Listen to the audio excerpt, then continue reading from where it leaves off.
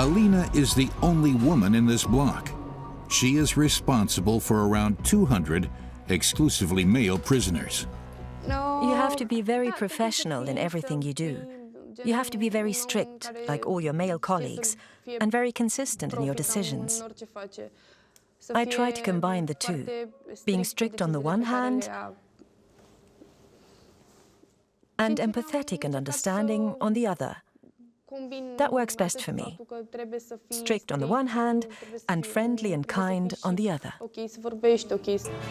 But this approach does not always protect her from abusive remarks and insults from the inmates. Sometimes the inmates say things that are a bit below the belt. I just try to remain professional and not react at all. At the beginning, that really got to me. I don't understand why you would just insult someone out of frustration or anger. Now I don't mind anymore. They can swear to my face, but they don't get even the slightest reaction from me. Each shift begins with a cell check. 3 people from the prison intervention force accompany Alina and her colleagues as a precautionary measure. We have all types of prisoners who are here for all kinds of offenses, including aggravated murder, manslaughter, rape resulting in death, aggravated robbery, and drug trafficking. High-risk inmates sit behind 3 massive doors. Alina and her colleagues check the inmates and search the cell for items, such as weapons, drugs, or cell phones. No one is allowed into the cell, not even the camera crew. The risk of one of the prisoners going crazy is too high. The men from the special unit keep an eye on the whole procedure from the corridor, ready to crack down at any time.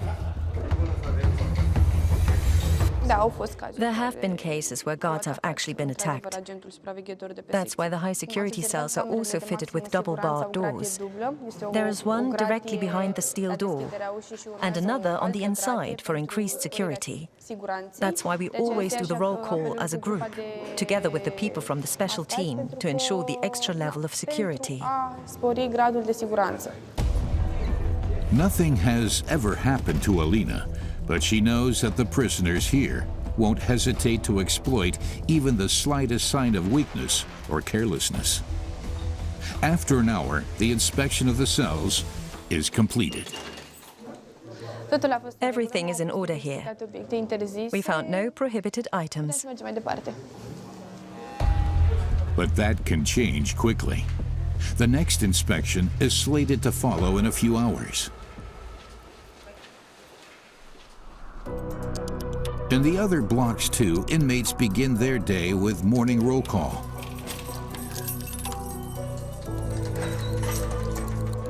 Inmates in this cell have been convicted of capital crimes, such as murder, manslaughter, or serious fraud.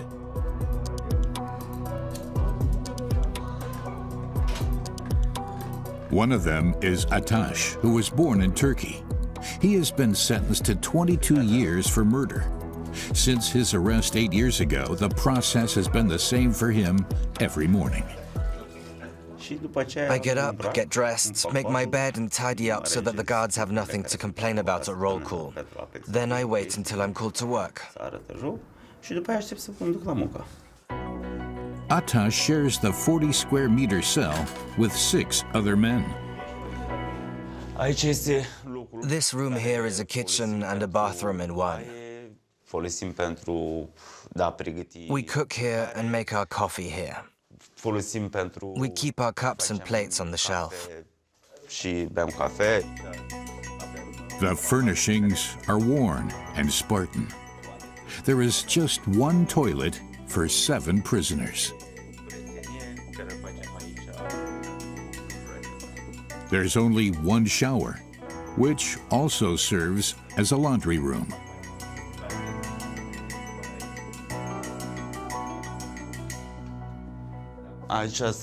We have different tubs here. We use the green one for washing clothes. The red one is for showers, in case there's no hot water left, and we don't want to wait. Then we heat the water and pour it in here. What else can we do? Showering with water from a kettle, and the likelihood of being watched by the guards at all times. But the worst thing here is, they are never alone. They often have no privacy for decades, neither in the bathroom nor while sleeping.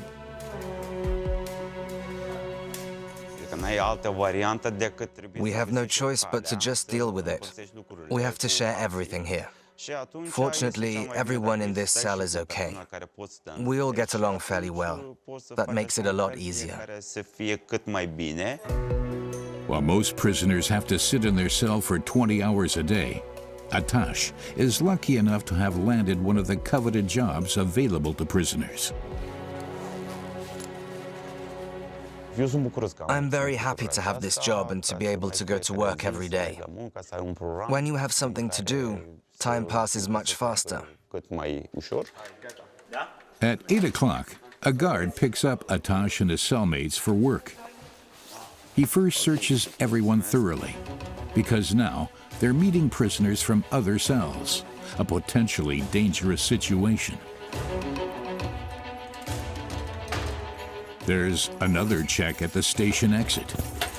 The metal detector is highly sensitive. It can even detect a SIM card.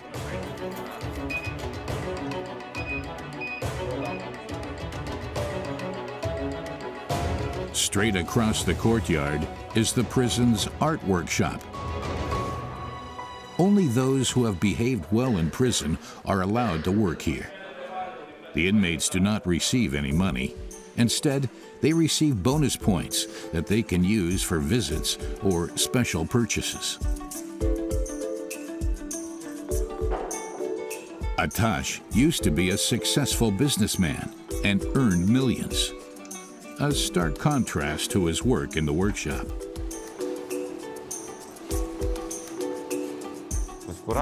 This has nothing to do with my old life. In the past, I wouldn't even have thought about doing something like this. Not for a second. But when you're in prison, you break with what you did when you were free. With the means at your disposal here, you have to create a whole new life for yourself.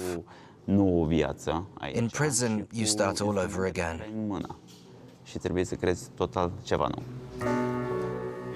Atash is well aware that one small mistake, one misstep, and all his privileges will be lost.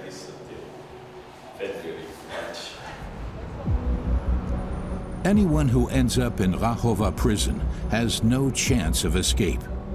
The high security area is surrounded by a 6-meter-high wall, secured at the top with several layers of barbed wire.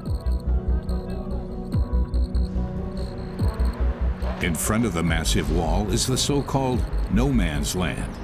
It's a 2-meter wide strip of earth in which every footprint is immediately visible.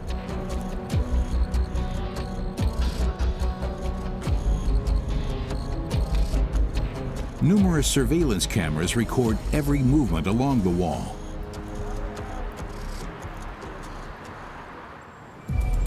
On the outside, there is another solid 4-meter-high wall.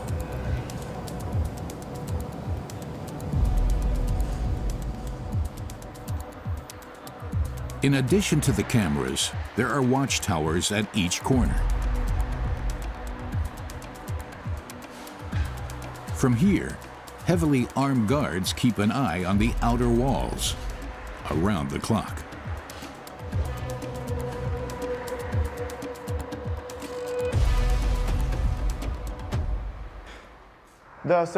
I watch every car and every person who shows up near the prison. I observe their behavior.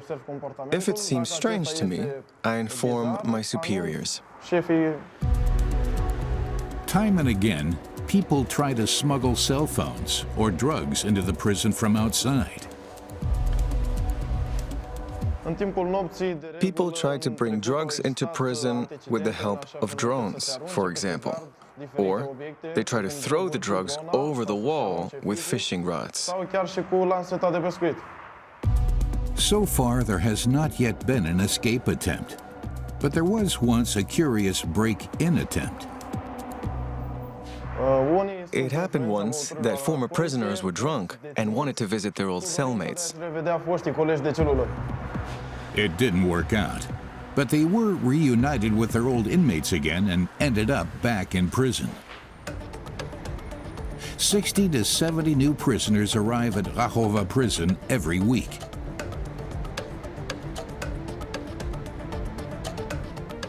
Every newcomer must first go through an admission process, like 53-year-old Dragosch, who was convicted of serious fraud.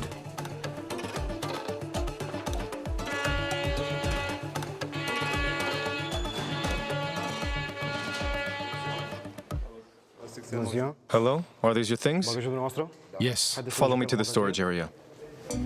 Dragosch is relaxed. Prison is nothing new to him.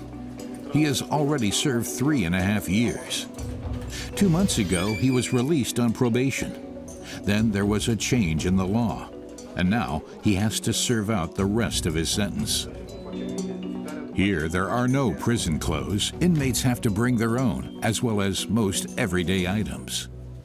For example, storage devices, SIM cards, chargers, and kettles with a capacity of more than 2,000 volts are prohibited. Aside from a few items of clothing, towels, and a television, Dragosch has nothing else with him. I didn't have any more time to pack. I hope that my family will bring me a few things the next time they visit. Winter clothes, bedding, and so on. The warden has nothing to complain about, a small consolation for Dragosch. He's allowed to keep his few belongings. Take your luggage and close to your room. The TV stays here for the time being. It will be handed over to the colleagues from the technical department and checked.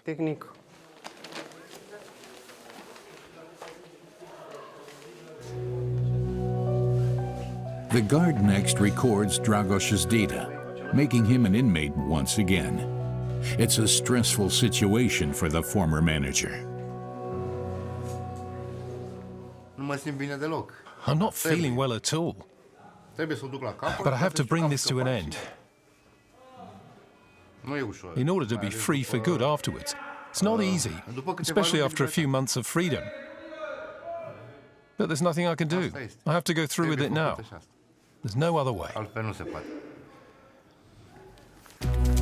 Dragosch still has just under 3 months to go, as long as he doesn't misbehave in prison.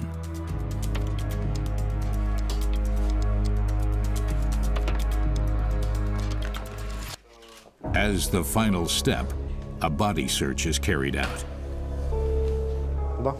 Go in there. First, give me your jacket and remove your shirt, please. Time and again, newcomers try to smuggle drugs or cell phones into prison. They are sewn into their clothes or hidden on their bodies. The guard finds nothing on Dragosch. The admission procedure is complete. Dragosch can now go to his cell tract.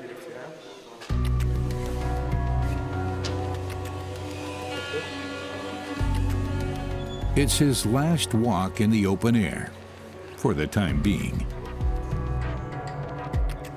He arrives in Block 3. This is where convicted prisoners and prisoners on remand are held.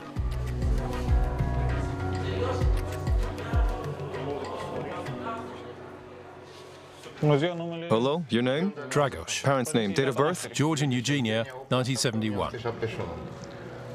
Like all newcomers, Dragosch is first placed in a special quarantine cell.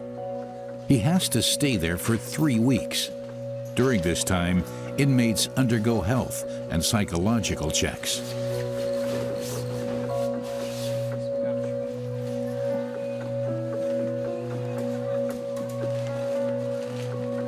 Beds and a television. There's not much else here. For Dragosch, being back in a cell is an absolute nightmare. A nightmare that he thought he had left behind him. I feel awful. But nobody has any sympathy here, especially not the other prisoners. And Dragosch now has to get along with them.